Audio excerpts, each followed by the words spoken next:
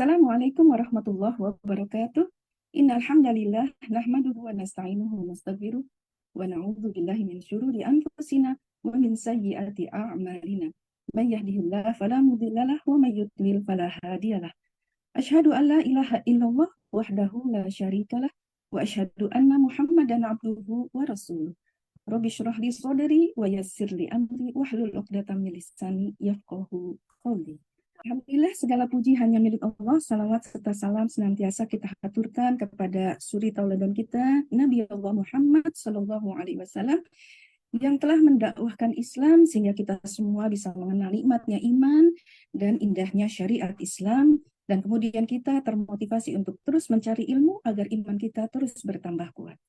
Sahabat suara Mubalighah yang dirahmati Allah, perkenankan saya Lilis Ummu Hafsah di Rabu sore hari ini 14 Agustus 2024 akan menemani Antuna dalam forum live fanpage Suara Mubalighah selama 1 jam ke depan.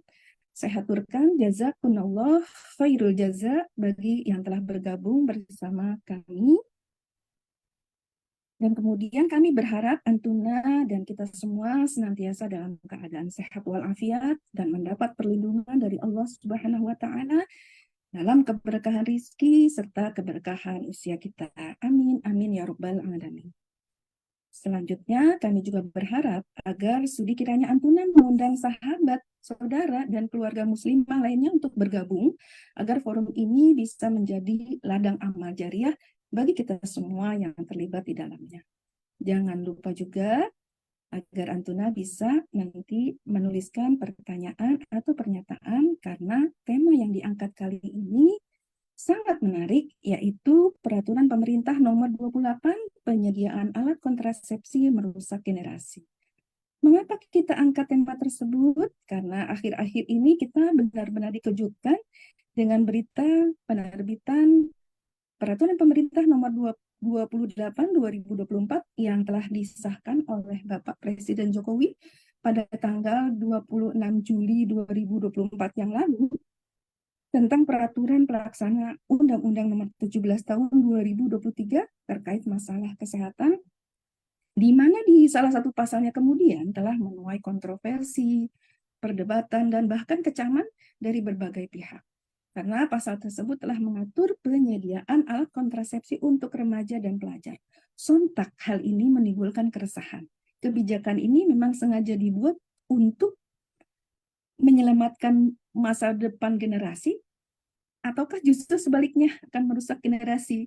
Nah, untuk lebih jelasnya, kami telah menghadirkan Ustazah Dr. Faizah Roshidah, Master Kedokteran Tropik. Beliau adalah juga seorang ibu, aktivis muslimah, dan juga seorang dokter yang telah dikaruniai 2 orang putra. Beliau juga seorang ayah yang sering mengisi di berbagai forum baik offline maupun online yang membahas tentang bagaimana pandangan Islam dalam menghadapi isu kesehatan, perempuan, keluarga, generasi, dakwah muslimah, dan peradaban Islam. Sebelumnya saya akan sapa terlebih dahulu narasumber kita. Assalamualaikum warahmatullahi wabarakatuh, Ustazah Faizah. Waalaikumsalam warahmatullahi wabarakatuh. Ibu Lis, apa kabarnya? Ya, apa kabar Ustazah? Alhamdulillah sehat. Semoga Bu Lis juga demikian. Amin, amin. Ya Rabbal Alamin. Baik Ustazah, tadi saya sudah menyampaikan penghantar terkait dengan gaduhnya Peraturan Pemerintah Nomor 28 2024 ini.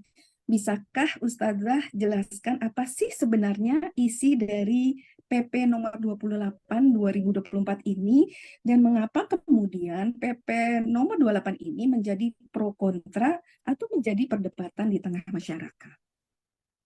Ya. Bismillahirrahmanirrahim. Assalamualaikum warahmatullahi wabarakatuh. Alhamdulillah, sahabat-sahabat suara muslimah yang dirahmati Allah. Benar tadi sebagaimana yang sudah disampaikan oleh Bu Lilis bahwa Ya, pada tanggal 26 Juli tahun 2024, 1 bulan yang lalu ya, nggak sampai ya, masih akhir bulan lalu, sebuah peraturan pemerintah untuk melaksanakan Undang-Undang Nomor 17 tahun 2023 yaitu Omnibus Law untuk Undang-Undang Kesehatan ya, itu sudah diterbitkan. Yang kita mengenalnya dengan PP nomor 28 tahun 2024. PP ini sendiri kalau kemudian kita lihat ada sekitar 1172 pasal dengan penjelasannya itu total kalau kita lihat ada 172 halaman. Mengapa kemudian dia menjadi sebuah kontroversi? Kalau secara singkatnya boleh untuk awal ini, pro kontranya itu lebih ke arah dipicu oleh adanya klausul yang menyatakan dengan PP ini, maka pemberian pelayanan pemberian kontrasepsi kepada anak remaja atau usia sekolah itu menjadi sesuatu yang diatur atau legal. Nah, itulah yang kemudian memicu pro kontra. Kalau kemudian anak usia sekolah, remaja itu kan mereka belum menikah. Kok kemudian ada sebuah layanan yang diklaim sebagai bagian dari upaya memberikan pelayanan kesehatan reproduksi, yaitu pemberian pelayanan alat kontrasepsi kok diberikan kepada mereka. Lah, lah kalau seperti itu apa enggak implisitnya, kan itu kan akhirnya implisitnya itu menunjukkan persetujuan atau membolehkan atau bahkan yang lebih apa namanya lebih tegas lagi mengatakan akan bisa menjadi legalisasi dong kalau begitu mereka anak-anak usia sekolah, remaja yang mereka itu belum menikah karena masih remaja, masih anak usia sekolah. Tapi kok kemudian mereka memakai kontrasepsi karena berarti mereka melakukan aktivitas perzinahan. Nah, itu yang kemudian muncul sebuah apa namanya dugaan atau Perdebatan. analisa bahwa PP ini bisa menjadi jalan legalisasi zina atau legalisasi seksual bebas yang dilakukan oleh para anak-anak remaja dan pelajar usia sekolah. Itu pasal kontroversial yang paling menyita perhatian. Tapi sebenarnya tidak cuma itu gitu ya. Hmm. Ada juga masih masih juga dalam kaitan dengan pembahasan di seputar kesehatan reproduksi itu kan juga ada yang oleh beberapa kalangan dibaca itu juga menjadi pengakuan atas eh, atau persetujuan pada tindakan LGBT dengan Hmm. adanya pasal nanti di situ yang menunjukkan bahwa negara wajib memberikan juga layanan kontrasepsi untuk mereka-mereka yang memiliki perilaku beresiko. Nah, perilaku beresiko di antaranya kan seperti orang-orang yang ada bergonta-ganti pasangan atau melakukan aktivitas seksual sejenis. Nah, Hmm. itu juga menjadi sesuatu yang kemudian memicu pro kontra. Demikian pula dengan aborsi dan ada lagi sunat perempuan. Nah, sunat perempuan Hmm. di sini menjadi sesuatu yang juga sudah di dilarang untuk dilakukan gitu ya di dalam PP ini ya. Jadi itu mungkin sekilasnya Bu Lis, kenapa kok kemudian PP ini menjadi sebuah kontroversi di tengah masyarakat gitu ya. Nah, kalau Wah, kontroversinya itu berarti ada pihak yang pro ya. Pronya kenapa? Pronya itu pakai menggunakan dalih-dalih yang bernuansa atau berlatar belakang alasan medis itu untuk mencegah anak-anak yang belum siap menikah, belum siap punya anak untuk hamil. Karena kalau mereka hamil nanti berikutnya perkawinan mereka juga perkawinan yang rentan, yang lemah. Kalau melahirkan anak-anaknya bisa jadi kemudian stunting karena orang tuanya tidak siap atau kemudian mereka hamil di usia yang dini sehingga kemudian ada peluang kerusakan alat reproduksi dan seterusnya. Jadi alasan-alasan yang pro dengan peraturan ini lebih ke arah ada alasan kesehatan begitu ya yang diklaim sebagai hmm. pembenar kenapa memang dibutuhkan aturan seperti ini. Itu kira-kira gambaran pro kontranya, Polis. Waduh, subhanallah. Ditandatanganinya sejumlah 1172 pasal ya Ustazah. PP-nya namanya PP nomor 28 tahun 2024. Hmm. Tapi di dalam PP itu kan ada ribuan pasal. Ada Hmm. 1172 pasal. Nanti mungkin Hmm. kita akan coba detilkan ya satu satu persatu lah mungkin dibedah sedikit Ya, mana sih yang pasal-pasal itu yang dimaksudkan gitu ya. ya, ya. Baik Ustazah. Baik, sebelumnya saya akan sapa terlebih dahulu sahabat suara Mubalighah yang ada di Facebook. Ya, jazakillah kepada Antuna yang sudah berpartisipasi. Mangga dipersilakan untuk memberikan komentar atau pertanyaan, ditunggu ya, dan juga memberikan share dari fanpage ini supaya lebih banyak yang bisa mengikuti acara ini. Baik, Ustazah, selanjutnya Hmm. saya akan beranjak ke pertanyaan yang kedua. Apakah kebijakan yang dibuat ini itu tujuannya untuk memberikan solusi? Karena terkait dengan perilaku seksual remaja kita hari ini, itu kan Hmm. semakin bebas ya Ustazah. Karena kalau saya baca berita itu ada remaja yang ramai-ramai mengajukan pernikahan dini. Kemudian Hmm. ada remaja yang melakukan aborsi. Kemudian maraknya prostitusi online. Bahkan katanya Indonesia itu menjadi 10 negara terbesar untuk seks bebas. Nah, bisakah Ustazah jelaskan lebih rinci lagi bagaimana sebenarnya realitas dari remaja kita hari ini? Hmm. Realitas perilaku seksual mereka gitu ya, Iya, Ustaz. pergaulan mereka begitu ya Bu Lilis ya. Ya, Hmm. kalau kemudian kita mau sampaikan dalam satu kalimat gitu, kita bisa bilang bahwa di Indonesia ini kita sedang mengalami darurat perilaku seks bebas pada generasi ya, pada remaja ataupun kemudian pada generasi muda kita. Kita katakan ini sudah pada tahapan darurat perilaku seks bebas atau kalau mau langsung strict kita bilang darurat perzinahan gitu. Itu karena Hmm. memang kita temukan data itu dari tahun ke tahun itu jumlahnya memang semakin naik, tidak pernah turun gitu kan ya. Dan kemudian Hmm. juga trennya pelaku seks bebas itu semakin ke sini itu semakin turun usianya. Jadi kalau kalau 10 tahunan yang lalu itu tertinggi itu kita kita baru apa namanya kita mendapatkan data bahwa pertama kali angka tertinggi memulai memulai perilaku perzinahan itu kalau pada laki-laki di usia berapa? 20 tahun. Nah, kalau sekarang itu sudah mulai yang namanya memulai aktivitas perzinahan itu hingga ada di usia SD sudah ada.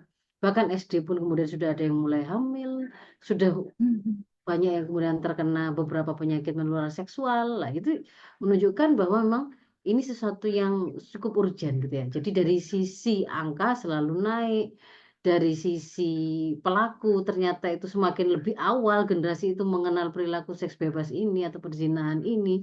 Dan kemudian kalau kita lihat secara kasat mata yang namanya rasa malu kalau dulu orang menikah karena kecelakaan atau hamil sebelumnya, itu kan malu, masih memandang itu suatu aib gitu kan ya. Tapi kalau kemudian hari ini, kalau kemudian kita mengikuti sosmed, di mana sosmed itu kan langsung user itu ya, langsung masyarakatnya langsung, kita bisa Hmm. menemukan bahwa mereka-mereka yang kemudian menjadi pelaku dari perzinahan bahkan sebelum dia menikah misalkan gini ya, ada dikenal istilah jatah mantan itu kan ya. Anak-anak muda Hmm. kita menyebutnya sebagai jatah mantan. Jelas-jelas dia besok mau menikah dengan calon suaminya. Tetapi sebelum dia menikah, maka dia kemudian menemui mantannya atau mantan pacarnya untuk memberikan jatah mantan. Nah, itu ada kebiasaan jatah mantan, ada kayak begitu. Ada kemudian juga hamil nggak ada apa namanya jelas itu karena sebuah perzinahan itu pun kemudian tidak dengan malu-malu dia itu mempostingnya membuat sebuah semacam pengumuman semacam apa menjadikan sebuah apa syiar ya publikasi seolah-olah aktivitas perzinahan bergonta-ganti pasangan sampai kemudian hamil dan seterusnya itu sesuatu yang kayak prestasi gitu ya karena kemudian itu dijadikan sebagai sebuah konten yang mereka berharap orang lain malah mengetahuinya. Ini kan sesuatu yang luar biasa gitu. Kemudian dari sisi luar biasa dalam arti rusaknya ya, bukan luar biasa kebaikannya gitu. Ya, Kemudian dari sisi sebaran perilaku perilaku seks pranikah remaja di Indonesia. Itu kalau kemudian kita buka petanya, saya pernah membuka itu di Jurnal Kesmas Jambi, volume 5 tahun 2021 bulan September. Di situ kalau kemudian dibuka peta itu, maka tidak ada hampir bisa dibilang tidak ada satu provinsi, satu kota, ya, atau daerah gitu, yang itu tidak ada perilaku seks pranikah remajanya di situ. Itu eh, sudah di desa, di kota juga begitu. Apakah kemudian perilaku seks bebas ini itu, oh mungkin karena mereka ada di perkotaan yang kemudian banyak mengakses konten-konten melalui apa namanya, akses digital begitu ya, HP, gadget dan seterusnya. Hari ini kalau kita bicara dunia digital itu tidak pakai lihat kota atau desa gitu. Mau desa asalkan kemudian di sana ada gadget, di sana ada jaringan internet, ada televisi masuk, ada HP di tangan mereka, maka mereka juga bisa mengakses apapun yang kemudian kita bisa lihat itu menjadi musir atau perangsang bangkitan naluri seksual mereka. Desa pun menjadi sebuah persoalan gitu. Di desa pun sudah ada. Kemudian kalau kita zoom lebih lanjut lagi, gimana sih perilaku seks bebas yang dimaksudkan itu? Hari ini kemudian tidak hanya misalkan heteroseksual gitu ya, laki perempuan perempuan laki, tetapi kemudian juga meliputi di sana itu perilaku-perilaku seksual sesama jenis Hmm. dengan berbagai macam penyimpangan yang lain juga macam-macam gitu ya. Itu juga semakin banyak gitu. Jadi kalau kita bicara seks bebas itu sebenarnya tidak hanya perzinahan. Ada mereka melakukan pedofilia, ya kan? Mereka melakukan sodomi, mereka melakukan perkosaan, mereka atau melakukannya suka sama suka, mereka menjual apa menjadikannya sebagai sebuah transaksi gitu ya. Itu kita menemukan itu, bahkan mereka mempromosikan layanan transaksi jual dirinya itu di sosmed gitu hari ini itu. Hmm. Jadi benar-benar ini sesuatu yang luar biasa. Kemudian dari sisi tempatnya, tempat mereka melakukan aktivitas perzinahan itu. Kalau kemudian saya pernah mencari sebuah data pada waktu itu karena saya mau mempresentasikan data di kota saya ya di Surabaya. Salah satu kampus saya yang mencoba cari cari data, nemulah sebuah penelitian yang menunjukkan di salah satu fakultas gitu ya. Dia meneliti perilaku bagaimana mahasiswanya di situ.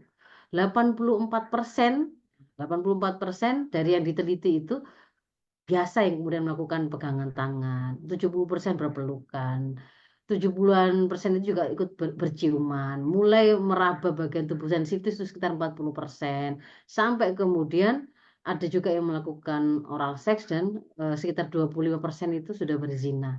Dan itu dilakukannya di mana? Dilakukannya itu mulai dari di lokasi kampus, kemudian di kos atau kontrakan, di tempat hiburan. Tempat hiburan itu seperti kayak pantai, kayak bioskop gitu ya.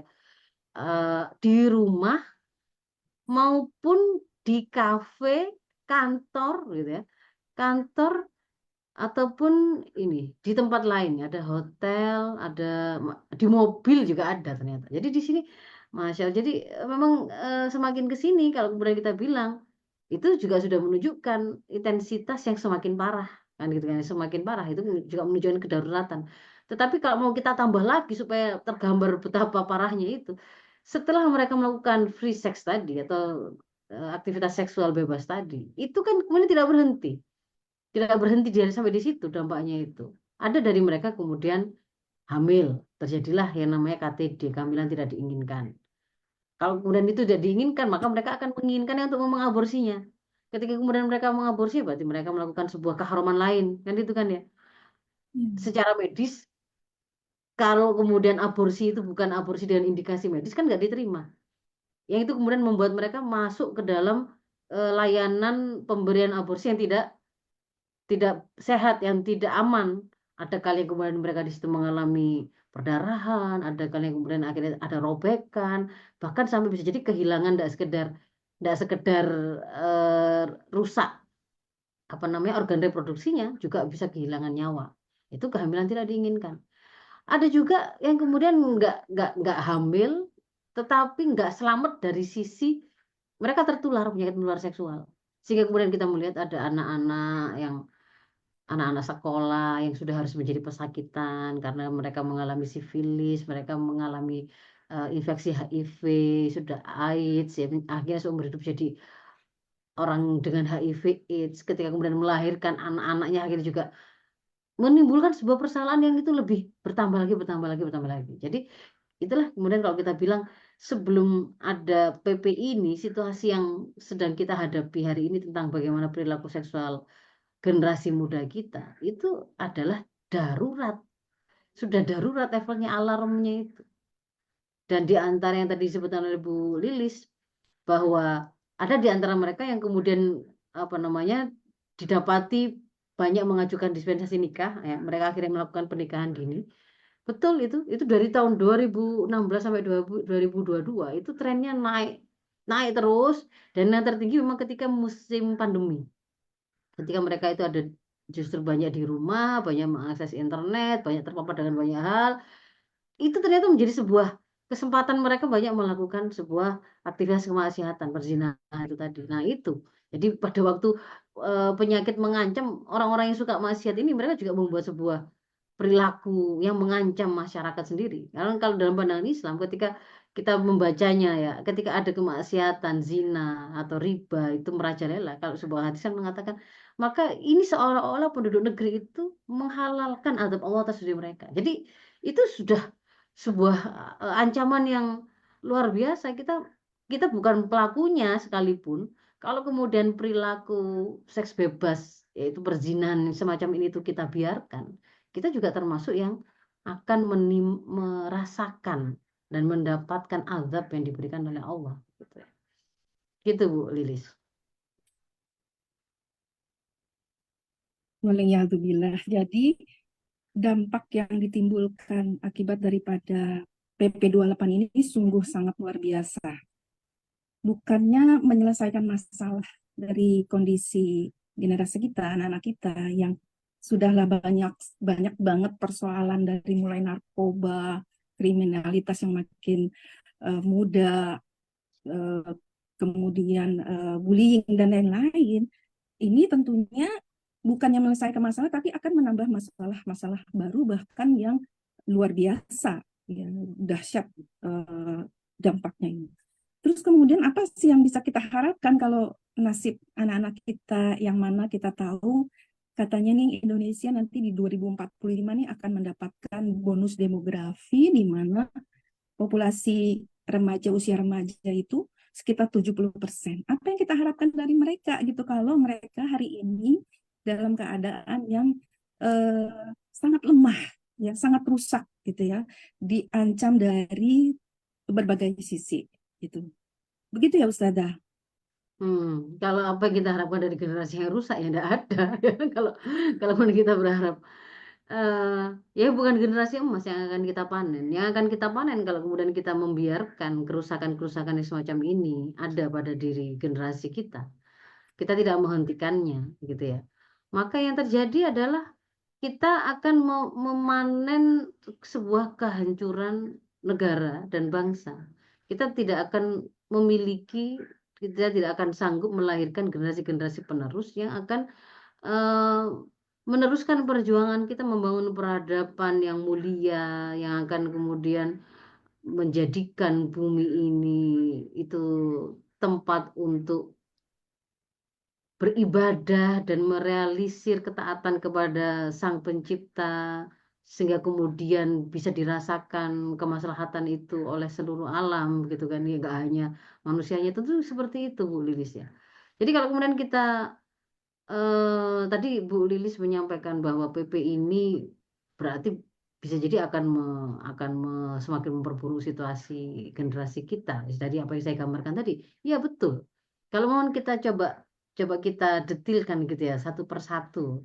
Yang karena waktu terbatas nggak mungkin kita semuanya akan bahas, Iya, tetapi yang kita ambil saja contoh yang tadi saya sebutkan di awal bahwa eh, di antara yang potensial untuk kemudian menjadi celah legalisasinya seks bebas di kalangan remaja ataupun anak sekolah itu adalah pasal yang ada di 103, pasal 103 ayat 1. Ini memang di bawah pembahasan tentang kesehatan reproduksi.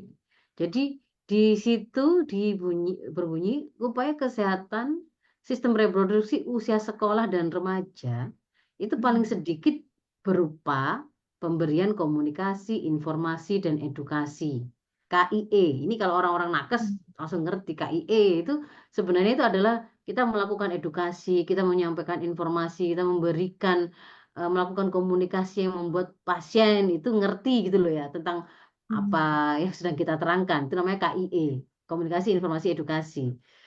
Lalu ditambah dengan serta pelayanan kesehatan reproduksi. Nah, ini kalau dilihat dari sisi kalimatnya itu ya kalimat ini saja itu memang ya tidak ada masalah. Orang dikasih KIE, orang diberi layanan kesehatan reproduksi, mana masalahnya? Betul. Tapi kalau kemudian kita mengacu kepada sebenarnya ketika bicara kesehatan reproduksi, definisi yang kita punya itu persis mengacu apa yang kemudian diberikan oleh lembaga-lembaga internasional apa seperti UNAIDS, termasuk juga inspirasinya itu adalah sebenarnya konferensi ICP di tahun 95 itu yang mereka memandang ada persoalan pada kependudukan yang penduduk semakin besar yang kemudian mereka memperkenalkan yang namanya pembatasan KB, tapi di dalam itu termasuk apa namanya secara implisitnya gitu ya. Tetapi dalam di dunia barat itu dipraktekkan dan mereka sudah langsung mengerti makna termasuk di antara melakukan pembatasan kehamilan itu adalah mereka menggunakan kontrasepsi ataupun kemudian juga melakukan perilaku seksi sejenis yang nggak akan mungkin hamil. Itu memang sudah terkandung di dalamnya legalisasi aborsi. Itu pada waktu awal dulu tahun 94, 95 itu kan ramai itu. Kita kemudian mengadopsinya di undang-undang kesehatan yang lama itu ketika awal dia di launching juga ramai itu ketika kok boleh setiap orang mendapatkan layanan aborsi ya itu ramai waktu itu.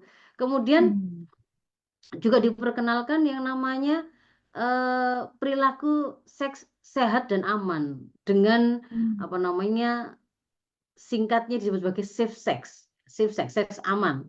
Yang dimaksud dengan seks aman di situ tuh aman nggak sampai terjadi kehamilan tidak diinginkan. Karena dikatakan kalau kehamilan tidak diinginkan itu terjadi nanti implikasinya itu tadi. Perempuan akhirnya ada yang mengalami robekan rahim kah, infeksi kah, kematian dan seterusnya. Nah, ini nggak sejahtera berarti reproduksinya. Nah, sementara mereka mendefinisikan apa kesehatan reproduksi itu keadaan sejahtera berkaitan dengan fungsi dan organ reproduksinya itu dalam segala aspek. Makanya tidak boleh termasuk di dalamnya itu tidak boleh dia itu merasa dipaksa. Sehingga kemudian di situ juga masuk kalau ada klausul yang mengatakan bahwa ada agama yang mengajarkan para istri itu harus kemudian dia tidak boleh menolak ajakan suaminya dan kemudian dia kalau melakukannya itu akan mendapatkan apa namanya laknat, dilaknat oleh malaikat hingga suaminya ridho dan seterusnya itu akan menjadi sebuah yang diserang, sebuah hal yang diserang. Sejak di situ sebenarnya itu jadi udah lama ini, sudah lama. Ketika kemudian dibawa gitu ya, dibawa dalam program-program yang sifatnya itu untuk generasi muda yang dilabeli dengan edukasi, kita mengenal yang namanya kampanye safe sex. Nah, kampanye safe sex itu dilakukan dengan apa? Kampanye ABCD itu, ABC itu yang A-nya itu abstinensi ya memang abstinensi itu no sex before married. Lalu yang kalau nggak bisa kalau Anda nggak bisa A, Anda lakukan B. B itu apa? Be faithful. Setialah. Setialah itu kepada maksudnya setia pada siapa? Kalau yang A tadi itu saja dikatakan Anda tidak sanggup puasa itu ya. Itu kan sampai kemudian dibuka peluang kalau Anda tidak bisa itu maka B. Sebenarnya adanya pilihan B kalau nggak bisa A itu sudah menunjukkan ada celah liberalisasi kan sebenarnya. Kan kalau kemudian kita menginginkan bahwa generasi muda kita itu tidak melakukan seks bebas atau perzinahan, maka kan harusnya all out ya. Kita sampaikan yang anda boleh lakukan itu ya adalah tidak boleh sama sekali melakukan aktivitas seksual perzinahan itu sebelum Anda menikah.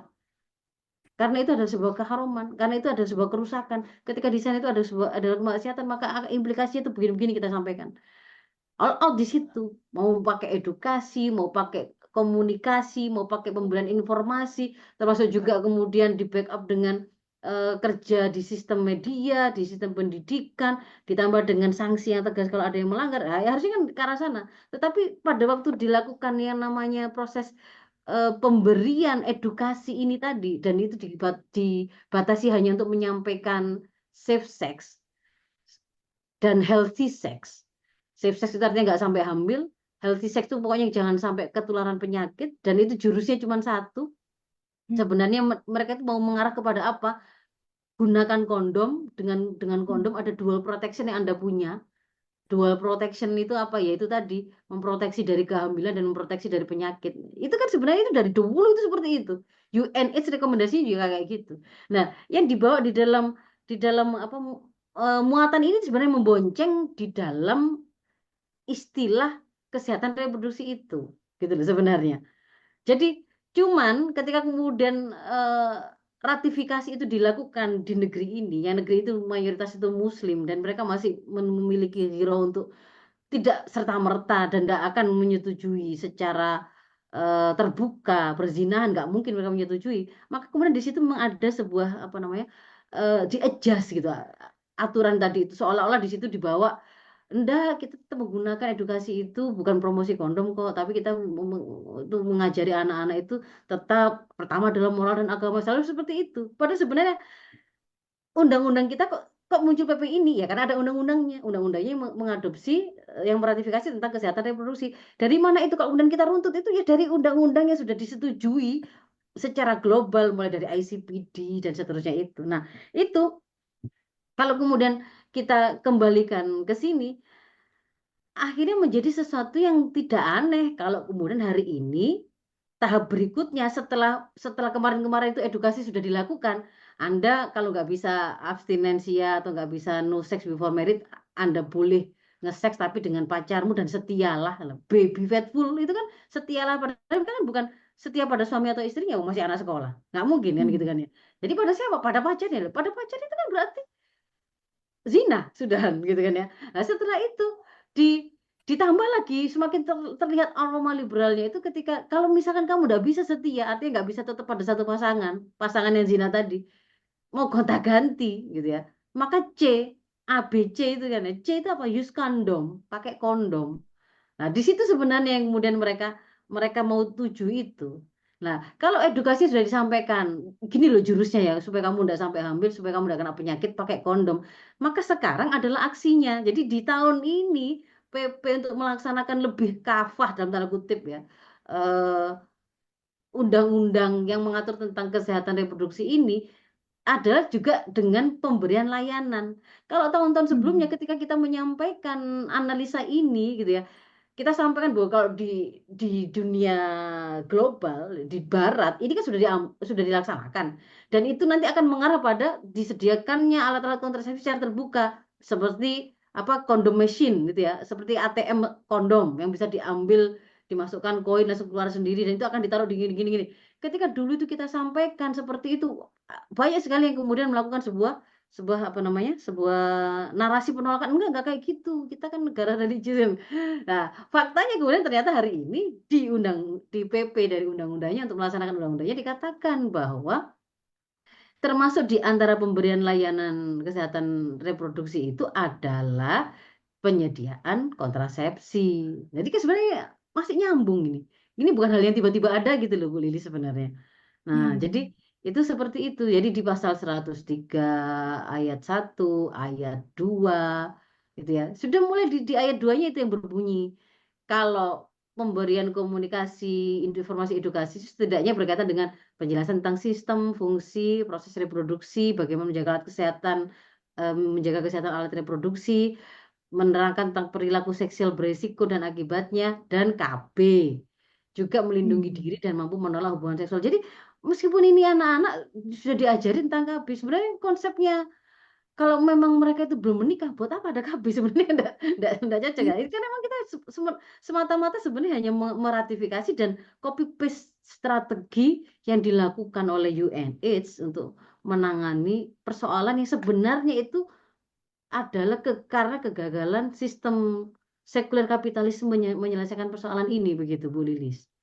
Ya, jadi itu pasal 101, 100, 102, 103 ya. Disitulah kemudian kita mendapatkan ada bunyi seperti itu. Juga ada pasal 107 ayat 2. Setiap orang berhak mengakses memperoleh akses fasilitas pelayanan kesehatan dan pelayanan kesehatan reproduksi. Kalau dilihat dari kalimat ini nggak ada, nggak ada. Sekali lagi saya katakan kalimat ini kan mananya yang salah?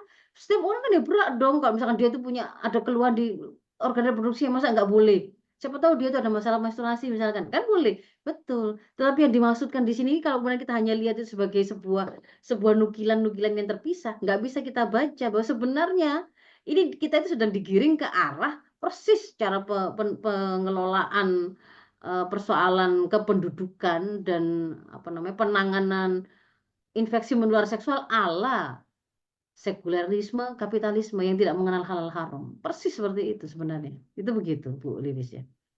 Ya, baik Ustazah. Ustazah, saya juga pernah membaca menurut penelitian bahwa kondom itu sebenarnya juga tidak menjamin Mm-mm. untuk terhindar daripada segala macam penyakit, terutama penyakit HIV/AIDS yang hari ini juga cukup melonjak tinggi dan menimpa anak-anak. Ini bagaimana Ustazah? Iya, kalau Seakan-akan kita terperangkap akhirnya mm, untuk menggunakan kondom. Kondom sendiri itu sebenarnya tidak aman. kondom itu kan sebenarnya adalah disebut sebagai alat kontrasepsi. Alat kontrasepsi itu adalah alat untuk pencegahan kehamilan. Berarti yang sedang dihalangi Hmm. sebenarnya siapa? Hmm. Bertemunya spermatozoa dengan sel telur. Jadi kalau untuk alat kontrasepsi dia juga efektivitasnya cuma 80%. 20%-nya itu bisa gagal. Artinya Hmm. untuk kontrasepsi yang menghalangi sel spermatozoa itu tadi itu masih ada 20% peluang dia itu Hmm. gagal.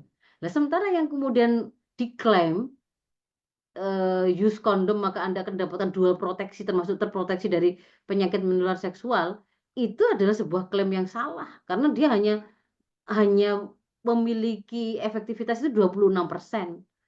Kalau pakai penggambaran yang disampaikan oleh Dokter Inong ya, Dewi Ibu no. Dokter Dewi Inong. Saya melihat satu podcast kalau beliau menggambarkan itu kan ini kalau ibaratnya jaring itu untuk dipakai untuk menjaring ikan kakap. Hmm. Tapi kalau dia dipakai untuk menjaring ikan teri, ikan-ikan yang kecil-kecil gitu ya, teri Medan, ya ya sudah bablas saja gitu loh. Nah, besarnya sel spermatozoa dengan virus itu kan jauh berbeda. Ya, jadi memang bukan untuk me, apa namanya melindungi dari tertularnya penyakit menular seksual. Betul, Ustaz. Begitu. Baik, Ustazah. Saya lanjutkan. Apa Mm. sebenarnya faktor yang menyebabkan perilaku seksual dari generasi muda kita menjadi begitu, Ustazah? Ya, kalau kalau bagi kita ya yang Muslim yang kemudian juga apa namanya mempelajari bagaimana kemudian Islam memberikan arahan itu kita bisa melihat dengan sangat jelas bahwa yang namanya perilaku seseorang manusia itu pertama itu pasti adalah ditentukan oleh pemahaman yang dia miliki, Hmm. ya kan? Pemahaman yang dia miliki. Kalau kemudian kita melihat anak-anak kita, generasi muda kita, remaja dan para pelajar itu kok makin ke sini tuh kok mereka itu malah banyak yang melakukan perilaku seksual bebas. Tadi barusan pada waktu saya mencoba mencari data terkait dengan hal ini, Bu Lilis, saya menemukan satu video yang dibuat oleh seorang dokter yang baru baru kedatangan pasien, anak perempuan SD usia 10 tahun, yang sekolahnya juga di sekolah Islam, kalau kalau bersekolah ya berhijab gitu ya. Dan tanpa sepengetahuan orang tuanya, itu ternyata anak ini sudah ketagihan melakukan aktivitas seksual. Pernah diketahui dia janjian dengan temannya cewek sama-sama umur 10 tahunnya, nginep di rumah temannya, dan kemudian janjian dengan ada anak teman-teman sama-sama dikenalnya itu melalui sosmed. Hanya 2 mingguan dikenalnya di sosmed itu. Hmm. Anak laki-laki 2 orang 13 tahun dan mereka kemudian melakukan perzinahan di situ.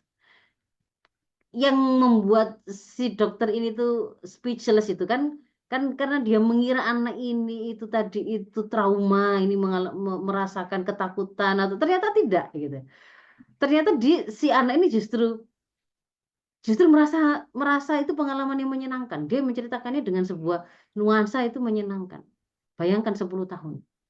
Nah, Apa kok bisa terjadi begitu? Ya pertama pasti di dalam isi kepalanya itu tidak ada pemahaman bahwa aktivitas melakukan perilaku seksual seperti itu, berzina seperti itu haram.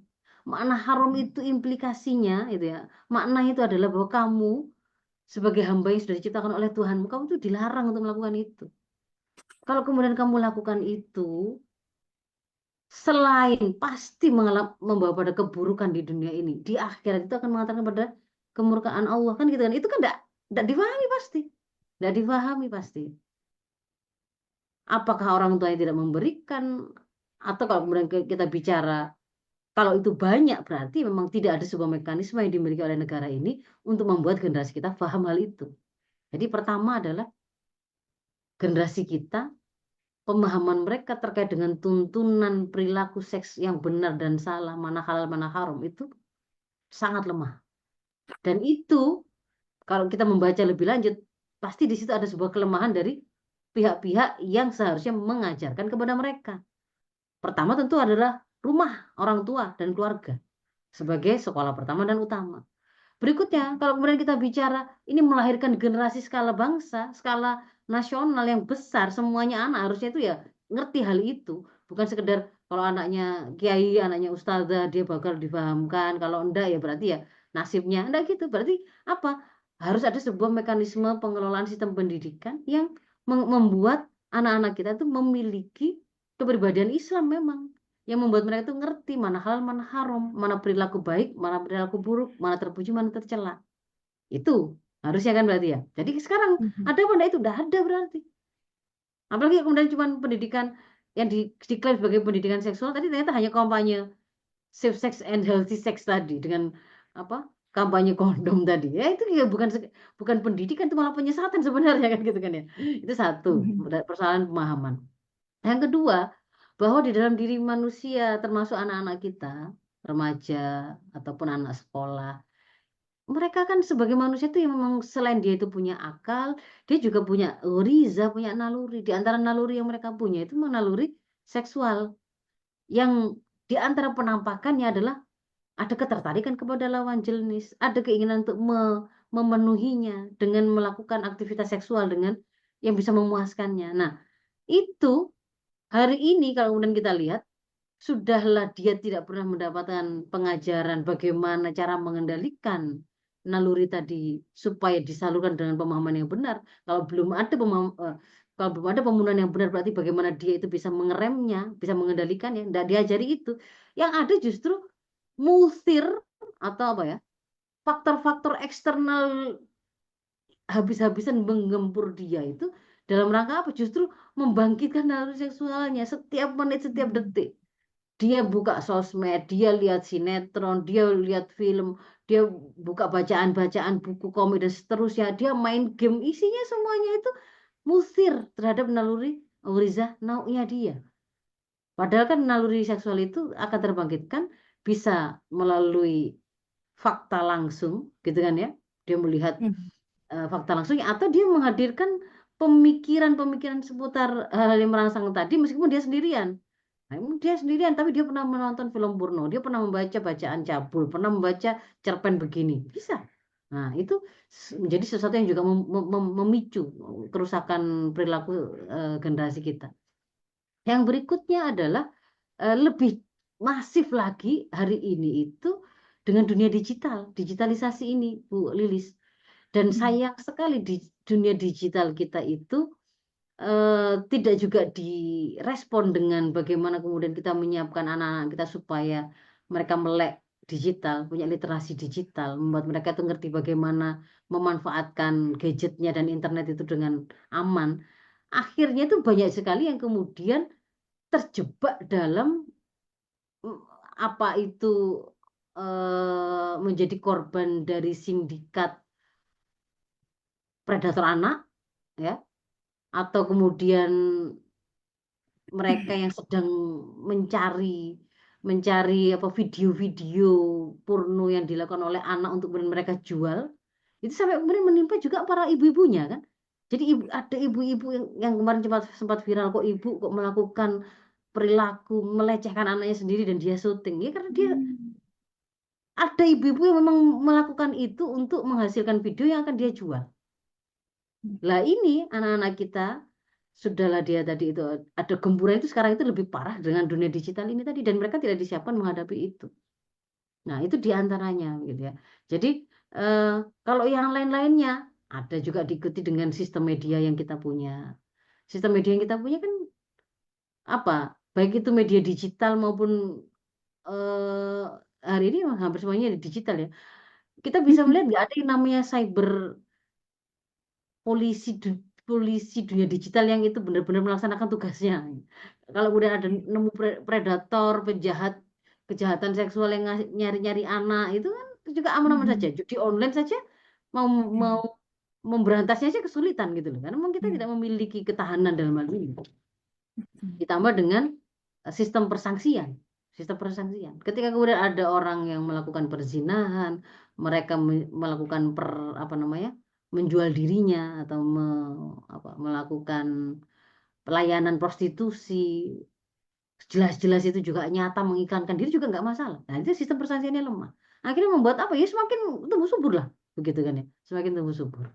Begitu Bu Lilis. Ya, baik Ustazah. Berarti di pasal PP nomor 28 2024 ini mengandung semangat atau spirit liberalisasi perilaku, atau ada yang menyebut berpotensi melegalisasi zina pada remaja dan pelajar ya Ustazah. Kalau tadi Ustazah bercerita tentang bagaimana kebebasan itu di mana-mana, apalagi dunia digital hari ini tidak ada satupun yang sepertinya tidak pakai gadget gitu ya. Bahkan bayi-bayi hari ini juga diberikan gadget untuk menenangkan begitu ya Ustazah.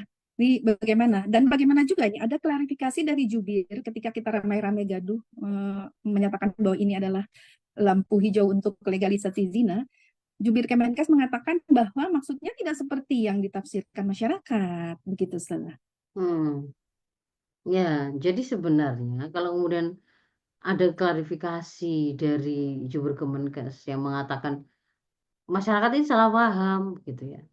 Nggak Salah baca. begitu. Wah, yang dimaksudkan ini alat kontrasepsi untuk yang sudah menikah. Alat kontrasepsi untuk anak usia sekolah dan remaja tapi yang sudah menikah. Nah, itu kita catat. Lalu kalau kemudian kita cermati dari pasal yang membicarakan tentang kesehatan reproduksi dari pasal nomor 96 sampai 130 itu tidak akan kita temukan satu pasal pun yang mengatakan bahwa pemberian alat kontrasepsi itu hanya untuk remaja yang sudah menikah. Tidak pernah ada kalimat atau frase membatasi itu hanya untuk yang menikah. Tidak. Ya memang itu termasuk adalah layanan yang harus diberikan kepada remaja atau usia sekolah tadi dalam bentuk pemberian alat kontrasepsi. Tidak ada di situ pembatasan. Justru kalau kemudian disampaikan bahwa ini itu maksudnya itu tidak seperti itu, padahal padahal kita membaca apa adanya itu tidak pernah ada pembatasan. Ini bisa jadi hanya kita bacanya menjadi sebagai sebuah upaya hanya untuk meredam gejolak saja, bujui gitu ya kalau bahasa Jawa, kalau membohongi ya, membohongi Iya. masyarakat kan sebenarnya tidak ada. Jadi kalau kalau kemudian nanti kan akan kita kasih perincian, kita kasih rinciannya yang akan diatur secara teknisnya itu mengatakan atau menerangkan itu nanti hanya untuk mereka yang sudah menikah. Lah kalau peraturan pelaksananya itu kok ternyata malah apa namanya jelas-jelas bertentangan dengan undang-undang dan juga PP aslinya, ya tentu saja kan tidak berlaku, tidak boleh kan begitu kan ya. Justru yang jadi rujukan ini kan asalnya ini di PP 28 tahun 2024 itu tidak ada sama sekali sebuah klausul, sebuah bunyi pasal yang mengatakan seperti itu, tidak ada.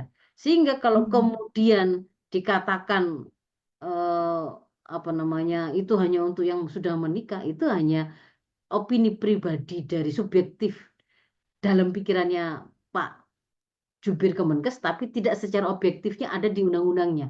Dan itu berbahaya, gitu kan. Kalau misalkan kemudian nanti Menteri Kesehatan mengeluarkan Permenkes memberikan batasan, kalau Menteri Kesehatannya itu ganti lalu mengatakan kita harus kembali sesuai dengan makna yang dari PP, batal kan, dan kembali lagi ke PP asli tidak ada yang memberikan batasan kayak gitu. Ya, jadi itu memang benar-benar tidak ada gitu. Mhm. Mhm. Baik, Ustazah. Eh, Sebenarnya konsep kesehatan reproduksi dalam Islam itu bagaimana saja, dan bagaimana juga seharusnya kita ini menyiapkan generasi muslim agar tidak hanya sehat organ reproduksinya, tapi juga memiliki perilaku seksual yang benar dan mulia dan jauh dari kerusakan tentunya. Iya, itu memang kita punya konsepnya dan sangat rinci. Mungkin sebaiknya dibahas pada satu kesempatan tersendiri gitu ya Bu Lilis Iya ya. betul, Ustazah. Tapi Banyak mungkin banget yang mau saya tanya eh, ini, Ustazah. iya, tapi kalau kemudian mau secara singkatnya ya gitu ya kita sampaikan. Apakah ada gitu pendidikan seksualitas dalam Islam? Kan itu kemudian dikatakan sering dijadikan sebagai sebuah tawaran solusi karena di antara hasil penelitian mengatakan banyak yang mengalami banyak yang melakukan zina, banyak yang melakukan perilaku seksual beresiko itu karena mereka nggak ngerti. Maka solusinya adalah dikasih pendidikan seksual. Tapi kalau kemudian yang dimaksud dengan pendidikan seksual tadi itu adalah hanya yang tadi, gitu ya, yang tadi itu Anda diajak mengerti tentang anda sudah Anda sudah apa namanya sudah remaja. Remaja itu kemudian ada pada kondisi libido tinggi-tingginya sehingga kemudian wajar kalau Anda itu pengen pacaran, suka ada lawan jenis, Hmm. pengen berzina. Tapi ingat sebaiknya jangan A gitu kan ya. Sebaiknya jangan, cobalah A, jangan sampai nge-seks. Tapi kalau nggak bisa B, setialah pada pacarmu. Kalau nggak bisa lagi tetap gonta-ganti C. Itu namanya bukan sebuah pendidikan, itu penyesatan. Kalau di dalam Islam yang dimaksud dengan pendidikan seksualitas itu ada atau tidak, dia sebenarnya bagian tak terpisahkan dari proses kita membentuk syahsiah Islamiyah anak-anak kita, kepribadian Islam anak-anak kita. Mulai dari penanaman akidahnya itu karena itu nanti benih sekaligus fondasi kan akarnya. Penanaman akidah sampai kemudian membuat dia itu ngerti bahwa dia itu hubungan dia dengan Tuhannya, dengan penciptanya, dia itu adalah hamba yang diciptakan oleh Allah dengan misi penciptaan hidup itu mengabdi kepadanya, bagaimana caranya dengan terikat kepada syariatnya. Maka disitulah kemudian kita fahamkan kepada dia bahwa di antara syariahnya itu adalah ada hukum-hukum yang sifatnya merupakan rincian-rincian praktis. Hmm. Itu kita kenal sebagai fikih. Pada waktu Hmm. kemudian kita mengajarkan fikih, nah, seksualitas itu ada banyak apa namanya terinclude atau menjadi bagian yang nggak terpisahkan dari penjelasan fikih Islam itu. Saat kita menerangkan tentang fikih toharoh, saat kita menerangkan tentang mandi janabah, kita menerangkan tentang tanda-tanda balik alamatul bulu. Kita mengenalkan tentang bagaimana sebuah kehamilan terjadi, bagaimana proses menstruasi, bagaimana membersihkannya, bagaimana mensucikannya, bagaimana kemudian mengajarkan kepada anak kita tentang jenis kelamin dia, identitas identitas dia sebagai laki, perempuan dan tanggung jawabnya. Itu bagian dari pendidikan seksualitas. Apa yang kemudian harus dia lakukan untuk menjaga kesehatan dari organ reproduksinya, cara cebok yang benar yang akan Hmm. membuat dia juga suci, bisa mensucikan, nggak meninggalkan najis. Bagaimana kemudian anak itu diperkenalkan tentang batasan aurat, rasa malu. Bagaimana anak pun itu ketika masuk ke kamar orang tuanya itu ada 3 masa dia harus Izin. minta izin. Nah itu kan menerangkan tentang fikih. Tapi sebenarnya itu semuanya itu akan otomatis membuat dia itu mengerti oh bagaimana ya saya itu harusnya memiliki perilaku ketika bergaul, ketika mengatur ghorizah atau naluri seksual saya, memenuhinya. Kalau kemudian saya melihat cewek, saya melihat cowok menarik hati saya, menggugah syahwat saya, bagaimana yang harus saya lakukan? Ada penjelasan tentang hukum selain menutup aurat, ada ghudul basor, kan itu kan ya. Ada penjelasan tentang eh, siapa laki-laki yang menyerupai perempuan, perempuan yang menyerupai laki-laki, apa hukum liwat, homoseksualitas, nah, seterusnya. Jadi materinya bagian dari fikih Islam. Tujuannya, tujuannya bukan sekedar perilaku seksual yang bertanggung jawab dalam arti ngawur, tapi kalau hamil nanti saya tanggung jawab. Itu kan bukan bertanggung jawab gitu ya. Tapi mereka nyebutnya hari itu bertanggung jawab. Nah, bertanggung jawab itu bertanggung jawab kepada sang penciptanya yang sudah menciptakan dia dan memberi kenikmatan di antaranya adalah punya akal, punya naluri seksual, punya organ-organ reproduksi. Bagaimana dia mempertanggungjawabkan di hadapan Tuhannya kelak. Nah, tujuan perilaku seksualnya bertanggung jawab, lalu juga benar, ya, tidak sekedar sehat dan aman. Nah, selain itu, juga butuh yang namanya dukungan sistem. Ibaratnya tadi kalau kita tadi saya katakan itu kita sedang membangun pohon kepribadian anak kita. Pohon kepribadian ini itu bisa tumbuh dengan baik, berkembang. Dia butuh tanah yang subur, dia butuh air yang juga tidak terkena polusi, udara yang juga bagus kan gitu kan. Nah, itu membutuhkan masyarakat. Masyarakat yang kondusif untuk tumbuh kembang mereka menjadi hamba-hamba Allah yang taat, yang hidup dengan kemuliaan dalam ketaatan kepada Tuhannya tadi. Nah, masyarakat itu harus masyarakat yang beramar ma'ruf nahi mungkar. Dan masyarakat ini sebenarnya adalah sekolah besar bagi anak-anak kita. Jadi mereka itu banyak belajar dari masyarakat ini. Maka masyarakat harus jaga kehormatan dan kemuliaannya. Di antara yang sangat berpengaruh kepada warna masyarakat itu adalah penerapan sistem atau aturan atau kebijakan yang diambil oleh negara. Termasuk sistem persangsiannya, sistem pengaturan medianya, sistem pendidikannya. Nah, maka di situ membutuhkan porsi negara yang dia juga punya komitmen untuk menerapkan syariat Islam secara kafah. Jadi nggak cuma kita didik saja di rumah dengan Islam kafah, tapi di luar dirusak. Jadi sampai pada Hmm. tatanan masyarakatnya juga menjaga penerapan sistem Islam kafah tadi dengan amar ma'ruf nahi munkar, negara mewujudkan lingkungan kondusif, masyarakat yang benar, yang mulia, itu dengan penerapan sistem sesuai dengan tuntunannya, yaitu syariah kafah. Nah, negara yang memang kompatibel, yang memang cocok dan mampu melaksanakan itu memang nggak sembarang negara gitu ya. Nggak Mhm. mungkin apa namanya negara yang menjadikan suara rakyat suara Tuhan itu kemudian akan mau menerapkan aturan Mhm. Islam, ya. Itu yang kemudian kalau dalam hasanah keilmuan fikih Islam kita mengenalnya negara yang menerapkan syariat kafah itu adalah yang memang daulah Islamiyah atau daulah khilafah Islamiyah. Begitu Bu Lilis. Luar biasa pembahasan kita kali ini. Tidak cukup waktunya karena waktu juga yang memisahkan kita, Ustazah dan sahabat Suara Mubalighah semua. Jazakumullah atas partisipasi Antuna semua. Semoga ikuti terus fanpage Suara Mubalighah, kemudian channel Suara Mubalighah di tele maupun di IG dan di websitenya. Jazakillah khairul jaza kepada Ustazah Faizah atas waktu dan kesempatannya. Semoga tidak bosan untuk kembali hadir di forum ini. Dan mohon maaf atas segala khilaf, salah kata kepada Antuna semua, Ustazah. Kita akhiri forum ini dengan membaca hamdalah, istighfar, dan doa kafaratul majlis. Alhamdulillahirabbil alamin. Astagfirullahalazim, astagfirullahalazim. Subhanaka Allahumma wa bihamdika asyhadu an la ilaha illa anta astaghfiruka wa atubu ilaik. Billahi taufiq wal hidayah. Assalamualaikum warahmatullahi wabarakatuh.